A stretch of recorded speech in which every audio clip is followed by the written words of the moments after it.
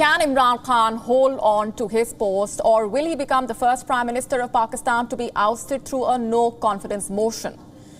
Hopefully, we will have some answers over the next few hours. Now, shortly, Pakistan Prime Minister Imran Khan will be addressing the nation as the opposition continues to mount pressure on the leader to step down.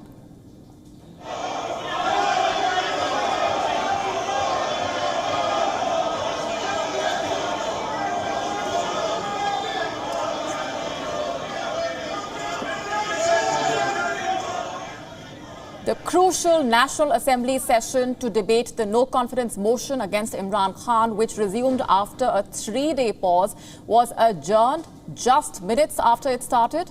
The opposition lawmakers called for a vote on the motion today amid chants of Go Imran Go. But despite the adjournment, opposition lawmakers staged a sit-in in the lower house. The session will now resume on the 3rd of April, and that is when the voting on the no-confidence motion is expected. While the number of lawmakers on Imran Khan's side continuously going down with each passing hour, in fact, the Prime Minister has made a piece of paper the center of his political battle, this fight for survival. The document that allegedly contains evidence of an international conspiracy being hatched to topple his government was shared with the cabinet ministers and select members of the media yesterday. And any moment now, Imran Khan is likely to address the nation and expected to reveal details of this letter as well. But shifting attention away from the assembly may not be the best strategy for the leader as of now. His house of cards is nearing a total collapse. Ahead of the National Assembly session, the joint opposition, along with allies who quit the government ranks, held a parliamentary meeting. They were later joined by 14 PTI dissidents. PTI and its allies, however, many are remaining, have 164 lawmakers. The PTI alone has 155. As many as 14 PTI lawmakers could jump ship. 172 is the halfway mark in the 342-seater National Assembly. The opposition now claims to have 177 lawmakers on its side. After the MQMP dumped the ruling party and joined hands with the opposition, that's comfortably above the halfway mark. The opposition, in fact, says the only honourable exit for Imran Khan is to take the vote of no confidence in the National Assembly. Listen in. आज पूरी कौम के सामने मुतहदा opposition जो है वो कामयाब हो चुकी। हम ये अपना जीत चुके। ये मोशन अब 22 करोड़ आवाम ने इसका फैसला करना है इंशाअल्लाह। खत जो जिसका जिक्र करते हैं, मैंने कहा था पार्लियामान में लाएं, दिखाएं। आज भी पार्लियामान में कमेटी को अपना भेज दिया। खत झूठा और बिल्कुल फ्रॉड है। जिस तरह ये शख्स दिन रात फ्रॉड करता है, झूठ बोलता है, यू-टर्न मारता है, ये भी उसी तरह का फ्रॉड ये खत है। आज मुत्तहिदा ऑपोजिशन ने 175 मेंबर्स हाउस में प्रोड्यूस करके खड़ा करके ये साबित कर दिया कि अब कोई रास्ता नहीं है इमरान को भागने के लिए। हर किसी का पांव पकड़ा है कि मेरा कुर्सी बचाए, लेकिन कैसे बचा सकते? अब जब हमारे पास अक्सरियत है, जब इत्तेहादी अब अपोजिशन के साथ शामिल हो चुके हैं, अब कोई सेफ पैसेज नहीं रहा, अब कोई सेफ फेस सेविंग नहीं रहा, अब कोई बैकडोर रास्ता भी नहीं रहा। हाँ, एक ऑनरेबल तरीका है, ऑनरेबल वे है कि वज़ीर आज़म इस्तीफ़ा दे और शहबाज शरीफ साहब को, हमारा कायदे हिज़्ब इख्तिलाफ को वोट ऑफ कॉन्फिडेंस का मौका दे। Imran Khan and his party trying every trick in the book to survive this test. Imran Khan also held a meeting of the National Security Committee. Present in that NSC meeting were key federal ministers, the National Security Advisor, service chiefs and top intelligence officials. They reportedly discussed the alleged foreign intervention threats. Sources saying Pakistan will be summoning the top US diplomat in Islamabad and will lodge a diplomatic protest over the alleged letter. Pakistan के लोग इस साजिश को देख रहे हैं। इंशाअल्लाह ताला हम कतई तौर के ऊपर इस पाकिस्तान की हाकमियत के ऊपर सौदे को मुस्तरद करते हैं। हम पाकिस्तान की हाकमियत के लिए, पाकिस्तान की इंडिपेंडेंस के लिए, पाकिस्तान के लोगों के वकार के लिए, पाकिस्तान के पासपोर्ट की इज्जत के लिए इंशाअल्लाह ताला पूरी तरह खड़े रहेंगे। इमरान खान की क़यादत में पूरी पाकिस्तान तहरीक इंसाफ एक सीसा पिलाई दीवार की तरह इंशाअल्लाह खड़ी रहेगी। Imran Khan has also been meeting with the military establishment. Remember, on Wednesday, the Chief of Army Staff met Imran Khan twice. After the meeting, some PTI ministers claimed that the Premier had not been asked to step down and he would not opt for a resignation either. Imran Khan's game plan, even at this crucial hour, is unclear. We expect or hope to have some clarity in a few moments from now when the leader addresses the country. That's scheduled address to take place any minute now. Imran Khan, as of now, needs to bring back the allies. He needs to reach out to the dissidents and hold on to the defectors. Multiple challenges lying ahead. Will this be the end of the innings for Captain Khan, or is there another twist in this saga?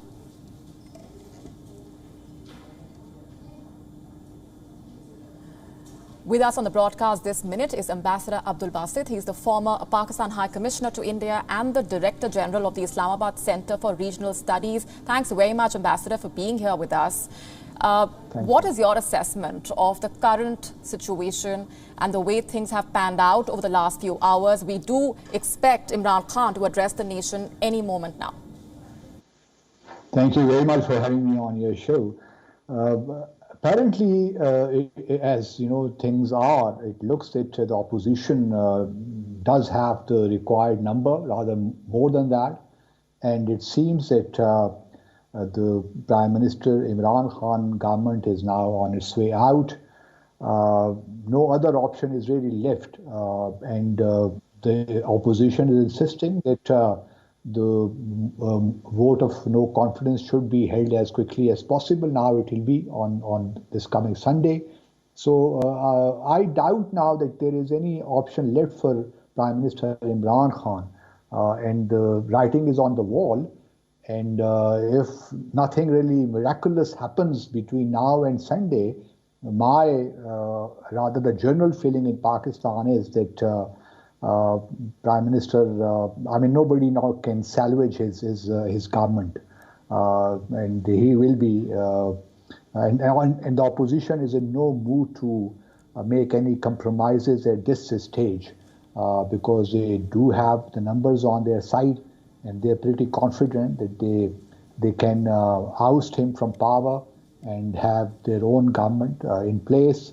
So this is what the general impression in Pakistan is. Today's address would be mostly about this so-called displeasure which was conveyed to Pakistan through our ambassador in Washington, D.C. And that, again, to me, it seems that it's part of the effort on the part of the PTI to build a narrative, even if he loses the government, so he would have something in his hand, that it was an international conspiracy and these people, opposition leaders, were in cahoot with that power. So he is trying to build that narrative, and his eyes are definitely on the next election. And this is what it is all about, in my view. Hence, the statement which came out of the National Security Committee, if you go through its content, it's rather anodyne. It only said that they would make a démarche with the concerned embassy here and also in the capital. So this is, kind of a face saver which Prime Minister Imran Khan would get, and this is what his strategy appears to be at this point in time. If I may, and we can talk about more about the letter that you are also referring to.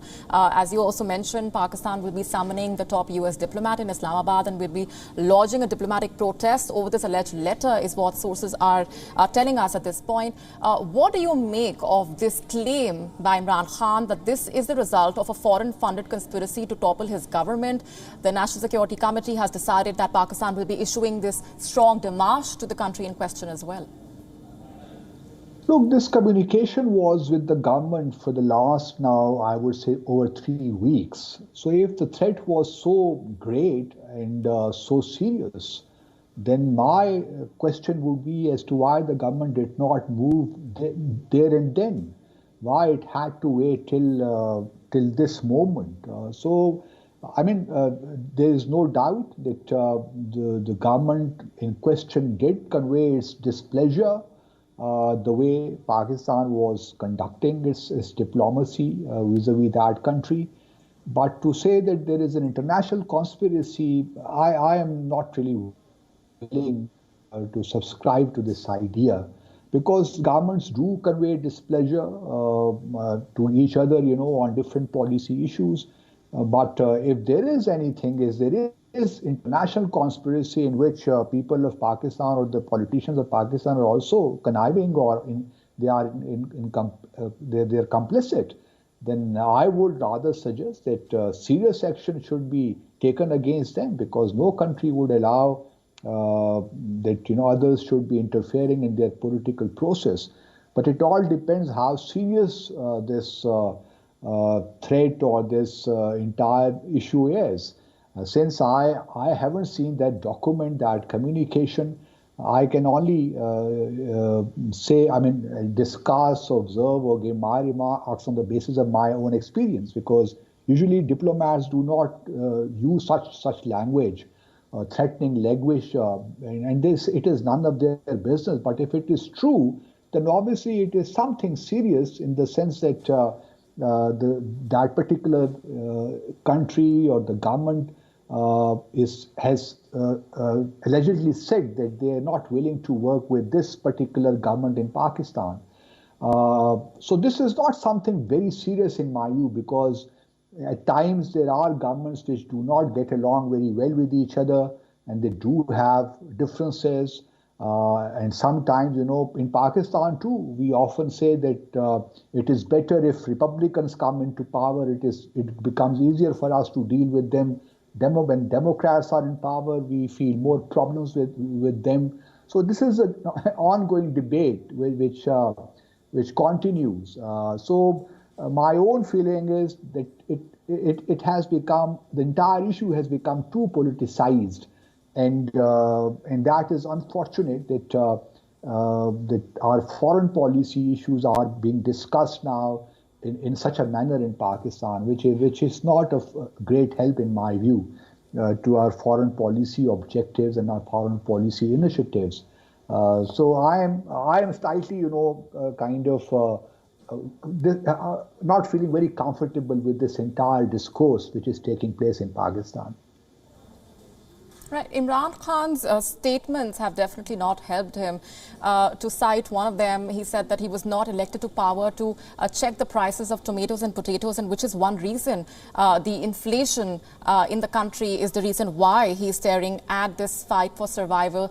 How could Imran Khan have handled things differently when it comes to the present situation? I'm sure he would also be reflecting on as to where he faltered, how could he have done better. I think his biggest problem was that he could not manage or could not bring about a real team because he continued changing his finance minister's advisors, then heads of many important institutions as well. For example, the chairman of the Federal Board of Revenue was changed, I think, 4 times during the last 4 years. And similarly, and then there were very strong questions about the chief minister of the Punjab province, which is the largest province in Pakistan, and the backbone of our politics. So I think his biggest Achilles heel, so to say, was his his team, and his team overall has not been able to deliver in different areas. And then economic inflation was another problem. They could not handle it well. Though we understand that COVID-19 was there, inflation was a worldwide phenomenon.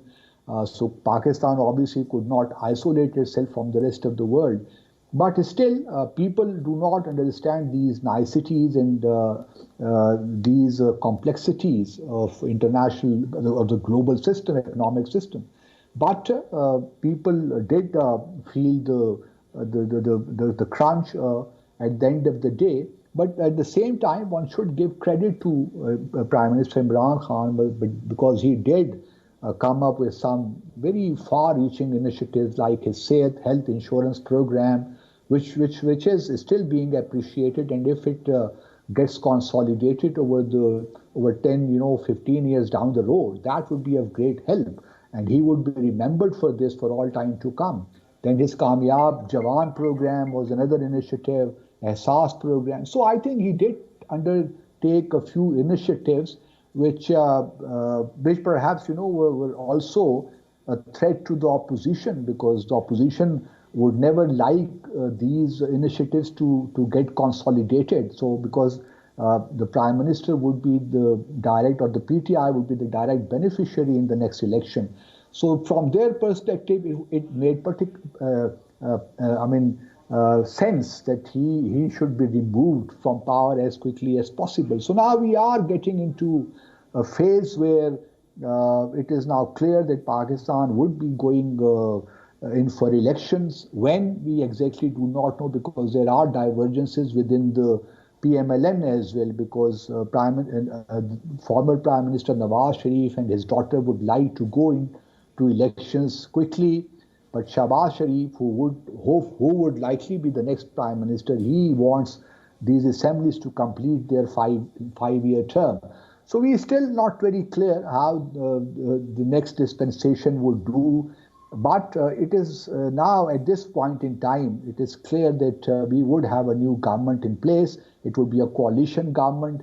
How it manages it, because Pakistan's past record is not very encouraging when it comes to such coalition governments, because now who would be the next Prime Minister, then how the cabinet positions are distributed. All these are very difficult questions, and whether or not all agree to let these assemblies complete their five-year term, that I think would be the fundamental issue on which differences can emerge.